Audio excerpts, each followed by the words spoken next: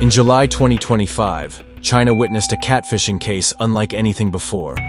One man, hiding behind the persona of a mysterious woman named Sister Hong, who allegedly lured in over 1,000 unsuspecting men. He secretly filmed them, sold the tapes online, and turned the entire internet upside down.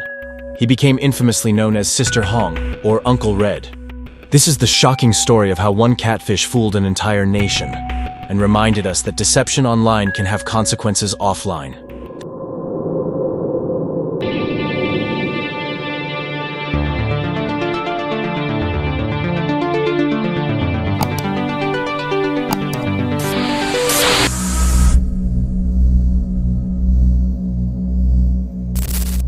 The man behind Sister Hong is a 38-year-old from Nanjing, China, known publicly only by his surname, Zhao. Little is known about his personal life. Some reports suggest he worked as a migrant laborer. Others say he was unemployed. What we do know is that online, Zhao reinvented himself completely. On social apps like WeChat, QQ, Momo, and even Xiaohongshu, known as Red Note, he created a profile for Sister Hong, a lonely, middle-aged housewife looking for company. Zhao carefully crafted the illusion.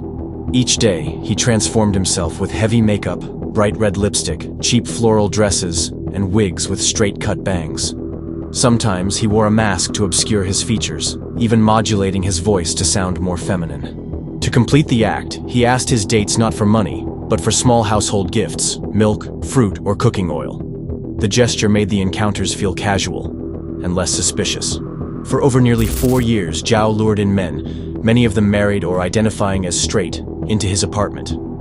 Some of them were college students, professionals, and gym trainers. Once inside, hidden cameras captured everything. He began collecting a private library of explicit videos.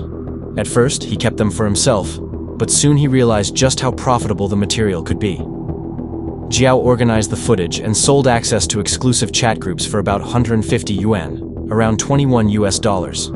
Subscribers got access to a growing catalog of recordings. By his own claim, Zhao said he had tricked as many as 1,600 men.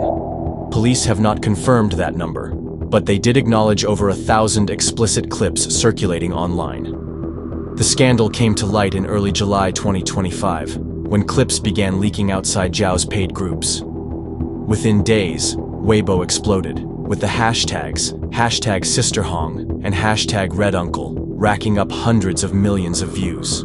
The nickname came from the red wig and red lipstick he often wore in his videos. Once it was revealed that Sister Hong was actually a middle-aged man, netizens quickly dubbed him Uncle Red, turning the online scandal into a viral meme.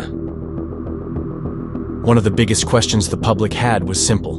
Did the men really not know Sister Hong was actually a man? Some clips suggest otherwise. In one leaked video, a man can be heard asking bluntly, "Are you a man or a girl?" Sister Hong responds saying, "I'm a girl." The moment is awkward, but it shows the tension behind the illusion. Yet, what's even more surprising is that many of the men kept coming back, even after discovering the truth. Some returned out of curiosity.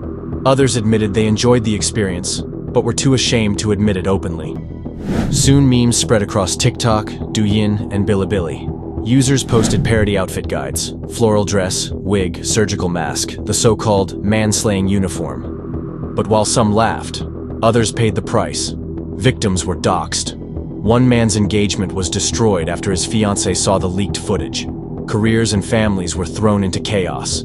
The mockery only magnified their humiliation. As panic spread, so did rumors. Internet chatter claimed Sister Hong was HIV positive and had deliberately infected partners. Authorities responded by urging men who might have been exposed to get tested. Out of the first 237 people tested, at least 3 tested positive. Though it was never confirmed they contracted HIV from Zhao himself. Still, the fear was enough to send shockwaves through Nanjing. Public health officials offered free citywide screenings, treating the incident almost like an outbreak. As the videos spiraled out of control and hit the mainstream, Nanjing police launched an investigation. On July 6, 2025, officers raided Zhao's apartment and placed him under arrest. Inside, they seized wigs, makeup kits, recording devices, and evidence of his video distribution networks. He was charged with producing and distributing obscene material, a crime punishable by up to 2 years in prison. If prosecutors prove he knowingly spread a sexually transmitted disease, that sentence could rise to 10 years.